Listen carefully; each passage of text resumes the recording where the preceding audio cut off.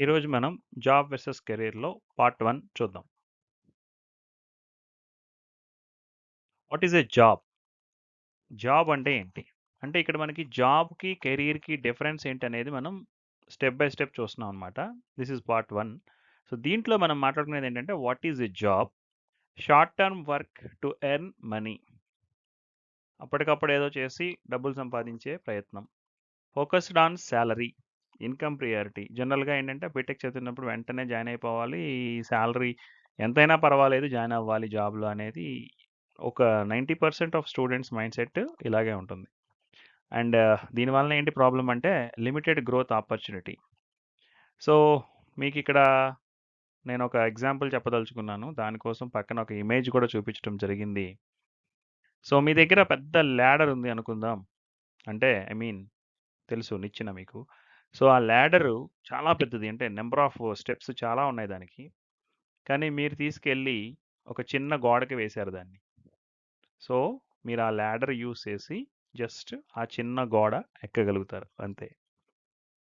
కానీ ఇంకా ఆ ల్యాడర్‌కి చాలా స్టెప్స్ మిగిలే ఉన్నాయి. అంటే మీకు ఇంకా బాగా అర్థం అవ్వాలంటే మీ దగ్గరున్న ల్యాడర్‌తో ఒక 5 ఫ్లోర్స్‌ని ఎక్కగలిగే అన్ని స్టెప్స్ మీ ల్యాడర్‌కున్నప్పుడు, మీరు ఒక సింగిల్ ఫ్లోర్ ఉన్న బిల్డింగ్‌కి ఆ ల్యాడర్‌ని వేసి ఎక్కితే ఎలా ఉంటదో, బీటెక్ అవ్వగానే లేదా ఫైనల్ ఇయర్‌లో ఉండంగా హర్రీగా ఏదో ఒక జాబ్‌లో జాయిన్ అయిపోవాలని జాయిన్ అయిన తర్వాత, దాని తర్వాత వచ్చే కెరీర్ అంతా కూడా ఎలా ఉంటుంది? మీరు ఇనీషియల్‌గా తీసుకున్న జాబ్‌ని బేస్ చేసుకొని అక్కడే ఉంటది మీ గ్రోత్. అంటే 5 ఫ్లోర్స్ ఎక్కగలిగిన కెపాసిటీ ఉన్న మీరు సింగిల్ ఫ్లోర్‌తో ఆగిపోతున్నట్లు అవుతదనమాట. దానివలన లిమిటెడ్ గ్రోత్ ఆపర్చునిటీస్ అనే ప్రాబ్లమ్ వస్తుంది. And fixed role and responsibilities. Role ఫిక్స్డ్‌గా ఉంది అనంటే గ్రోత్ కూడా ఫిక్స్డ్‌గానే ఉంటుంది. No long term vision. Long టర్మ్‌లో మనం ఏం చేద్దాం అనుకుంటున్నాం? ఎంత సంపాదించాలనుకుంటున్నాం? ఎలాంటి జాబ్‌లో జాయిన్ అవ్వాలనుకుంటున్నాం? ఏ కంపెనీకి వెళ్ళాలనుకుంటున్నాం?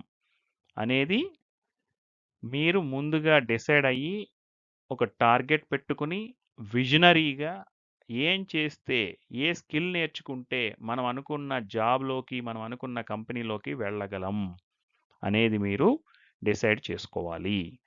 దానికొక చిన్న ఎగ్జాంపుల్ ఏంటంటే, taking any job just after graduation for income అనే దాన్ని మనం జాబ్ కింద చూస్తాం. తర్వాతి వీడియోస్‌లో కెరీర్ గురించి కూడా వస్తుంది. Thank you.